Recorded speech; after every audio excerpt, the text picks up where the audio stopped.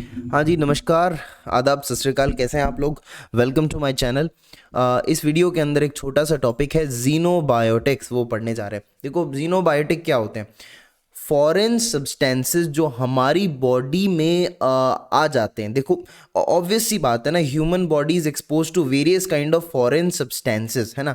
And these substances has to be metabolised and excreted out of the body very safely. तो these substances are called xenobiotic. ठीक है, मैंने बोला कि metabolise करना पड़ता है, तो इसका मतलब थोड़ा सा डीप में जाके देखें तो उनको डिटॉक्सिफाई करना पड़ता है। ठीक है, उन फॉरेन सब्सटेंसेज का डिटॉक्सिफिकेशन करना पड़ता है, माने कि we have to convert them into some inactive form. ठीक है, इनएक्टिव फॉर्म में कन्वर्जन होता है। और दूसरी चीज क्या करी जाती है, उन्हें ज्यादा सॉल्यूबल बनाया जाता है, सॉल्युबिलिटी उनकी बढ़ाई जाती है ताकि किडनी के रास्ते से उनको एक्सक्रीट आउट किया जा सके। हाँ कि ना, सिंपल प्रोसेस। ठीक है, अगर आपसे कोई पूछे which is the major organ for xenobiotic metabolism, xenobiotic के मेटाबॉलिज्म के लिए या डिटॉक्सिफिकेशन के लिए मेजर ऑर्गन कौन सा है, तो आप उसको बताएंगे कि जनाब ये तो लीवर है। ये तो लीवर है। लिवर के अंदर ये जो रिएक्शन है ये दो फेजेस में होती है। Two phase reaction occur for detoxification, phase 1 and phase 2। हाँ किनारे, फेज 1 एंड फेज 2। ओके जी, ठीक है।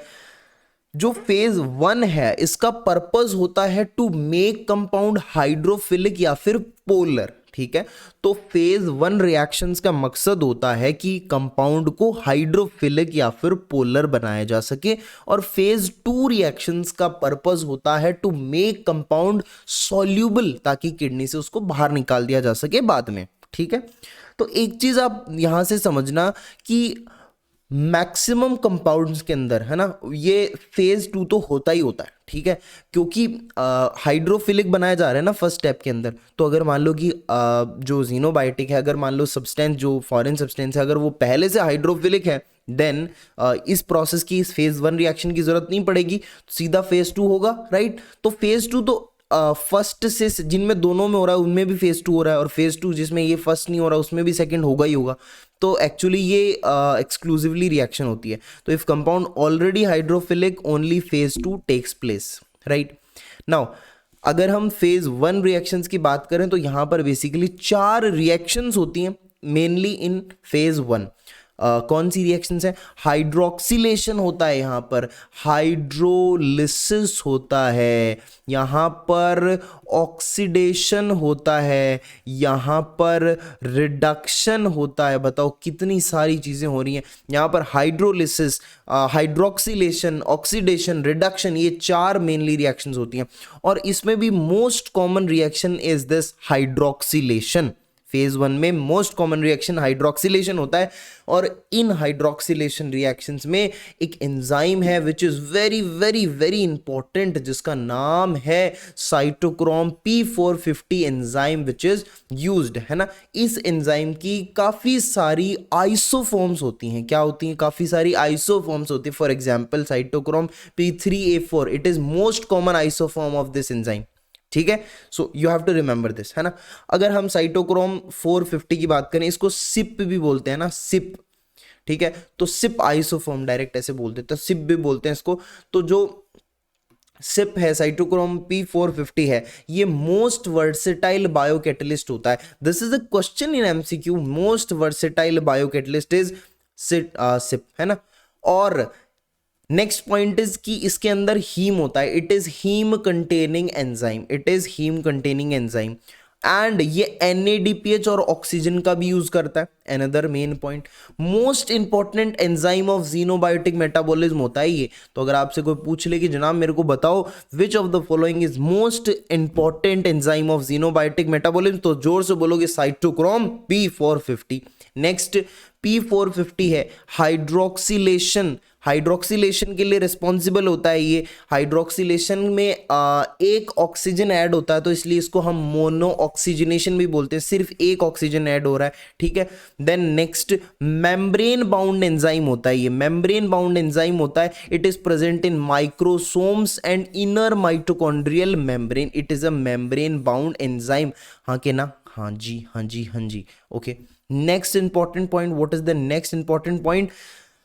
हाईली इंड्यूसिबल एंजाइम होता है ये। क्या होता है? हाईली इंड्यूसिबल होता है बाय देयर ओन सबस्ट्रेट, मतलब खुद के सबस्ट्रेट भी इसको इंड्यूस कर सकते हैं। Bye their own substrate they can be induced, ठीक है। It is highly inducible. कैसे कैसे कर सकते हैं? तो जो सबस्ट्रेट होंगे they can make it inducible, या फिर ये तो इंड्यूसिबल होता ही है, मैं क्या बोल रहा हूँ, हाईली इंड्यूसिबल होता है। खुद के सबस्ट्रेट भी इसको इंड्यूस कर देते हैं। कैसे इंड्यूस करते हैं? By increasing the rate of transcription at gene level. देख लो भाई, और ट्रांसक्रिप्शन की रेट को बढ़ा देते हैं, ठीक है। तो इसकी वजह से इट इज इंड्यूस्ड। तो यही रीजन है कि ये बहुत ज्यादा एफिशिएंट भी होता है, हाईली एफिशिएंट एंजाइम होता है ये। हाईली इंड्यूसिबल होने की वजह से it is more efficient, right, है ना। लेकिन ज्यादा एफिशिएंट होने के डिसएडवांटेज भी हैं। देखो क्या disadvantage, what is the disadvantage? देखो यहां पर rapid development of tolerance against the drugs, है ना। कुछ ड्रग्स हैं जिनके लिए बहुत ही ज्यादा रैपिड डेवलपमेंट ऑफ टॉलरेंस हो जाएगा against some drugs because of this highly inducible nature. Example, epileptic drug, एक एपिलेप्टिक ड्रग होता है विच इज फिनोबार्बिटोल, है ना। ये जब इंड्यूस करा जाता है, ये दिया जाता है, तो फर्स्ट वीक के अंदर ही, है ना, dose of this drug has to be increased 3 to 4 folds within first week of starting of this drug. Because क्या हो रहा है, टॉलरेंस डेवलप हो जाता है बॉडी में इस ड्रग के against because of this enzymes highly inducible nature. तो ये देखो घाटा भी हो रहा है, हमें ड्रग की अमाउंट बढ़ानी पड़ रही है ताकि ड्रग एक्शन कर सके, ठीक है। तो cause these enzymes are highly inducible. Okay, next, इसके बहुत सारे आइसो एंजाइम्स है ना, मैंने कहा था many iso enzymes are present, और मेनली दो ब्रॉड कैटेगरीज के आइसो एंजाइम्स होते हैं। कुछ आइसो एंजाइम तो लिपिड मेटाबोलाइजिंग होते हैं, जो लिपिड मेटाबॉलिज्म करते हैं। कुछ ड्रग मेटाबोलाइजिंग आइसो एंजाइम्स होते हैं। Let's talk about these lipid metabolising iso enzyme. ये कैटेगरी वाले जो आइसो एंजाइम्स हैं, they are highly specific for their substrate, you know, बहुत ज्यादा सबस्ट्रेट स्पेसिफिक होते हैं ये, है ना।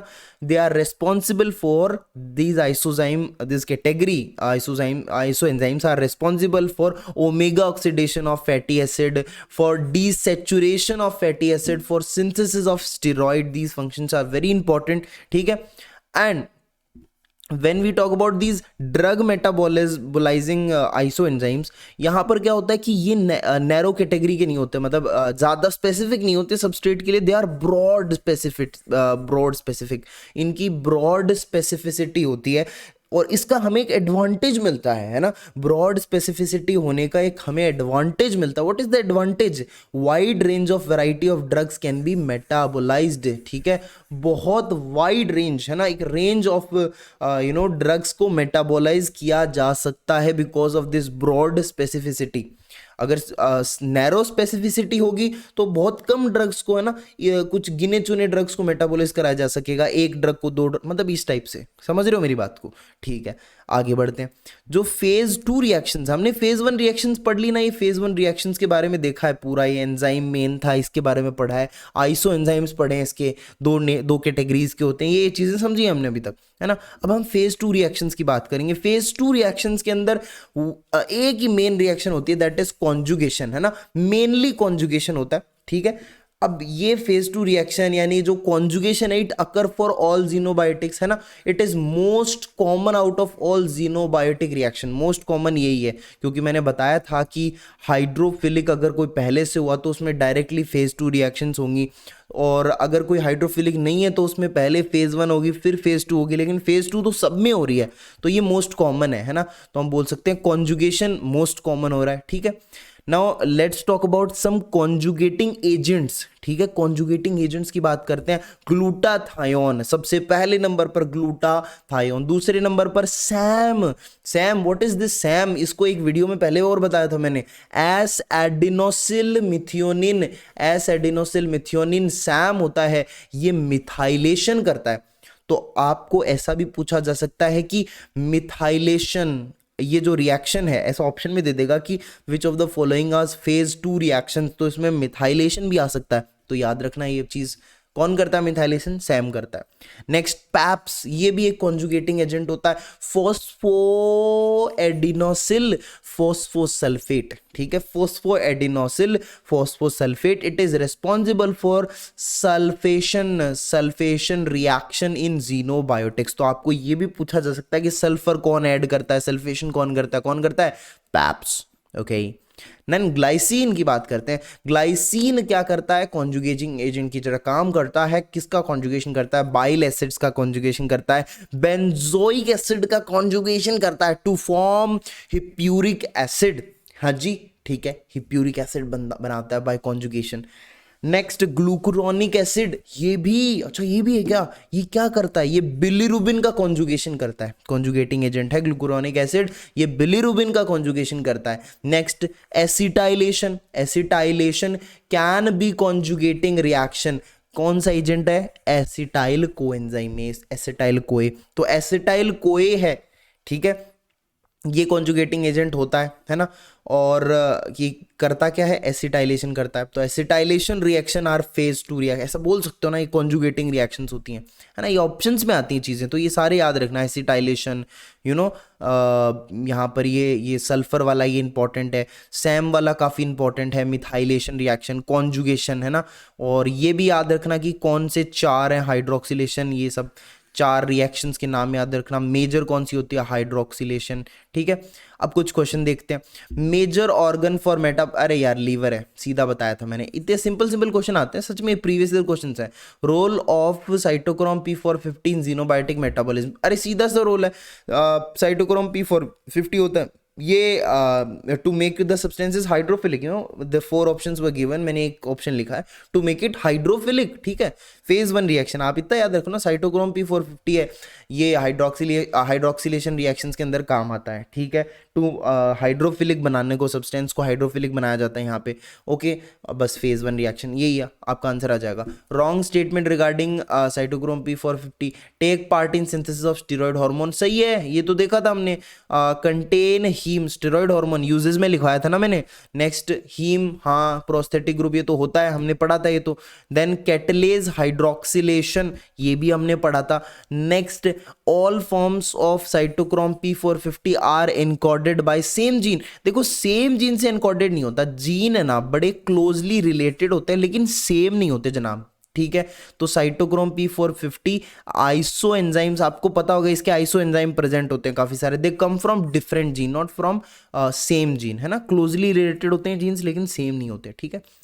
What is the true statement regarding glucuronidation, ठीक है। देखो इट अ फेज 1 रिएक्शन? नहीं, फेज 1 रिएक्शन नहीं होती। क्या यहाँ पे वाटर सॉल्युबिलिटी कम हो जाती है? नहीं, वाटर सॉल्युबिलिटी बढ़ती है भाई, ये गलत स्टेटमेंट है। फेज 2 रिएक्शन होती है क्या? हाँ बिल्कुल, glucuronidation it is a phase 2 reaction, ठीक है। Done by CYP enzyme cytochrome P450, तो ये भाई ये तो फेज 1 है और ये तो फेज 2 रिएक्शन, तो ये भी नहीं होगा, ठीक है।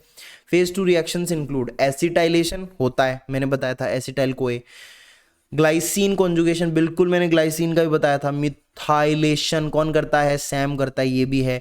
अच्छा, ग्लूकुरोनिडेशन ये भी है क्या? बिल्कुल ये भी है, ग्लूकुरोनिडेशन भी है। रिडक्शन नहीं है, बस रिडक्शन ये फेज 1 में आता है। तो विद दिस मैंने आपको ज़ीनोबायोटिक उससे रिलेटेड कुछ इंपॉर्टेंट क्वेश्चन बताए हैं, ठीक है। तो मैं उम्मीद करता हूँ आपको समझ में आया होगा। मिलते हैं नेक्स्ट वीडियो में with a new topic. Till then take care and bye bye.